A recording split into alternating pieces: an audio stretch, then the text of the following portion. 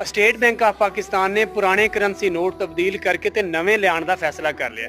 ਕੁਝ ਵੀ ਨਹੀਂ ਫਰਕ ਪੈਣਾ ਭਾਈ। ਮਈਸ਼ਤ ਤੁਹਾਡੀ ਉੱਥੇ ਹੀ ਰਹਿਣੀ ਜਦੋਂ ਤੱਕ ਤੁਸੀਂ ਆਪਣੀ ਪਾਲਿਸੀਆਂ ਨਹੀਂ ਬਦਲਣੀਆਂ, ਜਦੋਂ ਤੱਕ ਤੁਹਾਡੇ ਮੁਲਕ ਦੇ ਵਿੱਚ ਇਨਸਾਫ ਦਾ ਨਿਜ਼ਾਮ ਕਾਇਮ ਨਹੀਂ ਹੋਣਾ, ਜਦੋਂ ਤੱਕ ਤੁਸੀਂ ਚੋਰੀ ਚਕਾਰੀ ਦਾ ਫਰਾਡ ਤੋਂ ਬਾਅਦ ਨਹੀਂ ਆਉਣਾ, ਤੁਹਾਡਾ ਮੁਲਕ ਕਦੀ ਵੀ ਤਰੱਕੀ ਨਹੀਂ ਕਰ ਸਕਦਾ। ਜੇ ਤੁਹਾਡੇ ਮੁਲਕ ਦੀ ਪਾਲਿਸੀਆਂ ਇੰਨੀਆਂ ਹੀ ਚੰਗੀਆਂ ਹੁੰਦੀਆਂ ਤੇ ਇੰਡੀਆ ਤੇ ਬੰਗਲਾਦੇਸ਼ ਤੁਹਾਡੇ ਤੋਂ ਅੱਗੇ ਕਿਉਂ ਨਿਕਲ ਜਾਂਦਾ। ਵੈਸੇ ਇੱਕ ਗੱਲ ਮੈਂ ਮੰਨਾਂ ਕਿ ਇਹ ਜਿਹੜੇ ਸਾਡੇ ਮੁਲਕ ਦੇ ਪਾਲਿਸੀ ਮੇਕਰ ਹਨ ਨਾ, ਇਹ ਸਾਡੀ ਇਸ ਆਵਾਮ ਨਾਲੋਂ ਤੇ ਸਿਆਣੇ ਨੇ, ਕਿਉਂਕਿ ਉਹ ਸਾਡੇ ਡਾਕਟਰ ਨੇ ਨਾ। ਤੁਸੀਂ ਖੁਦ ਦੱਸੋ ਕਿ ਕਦੀ ਮਰੀਜ਼ ਡਾਕਟਰ ਤੋਂ ਸਮਝਦਾਰ ਹੋ ਸਕਦਾ?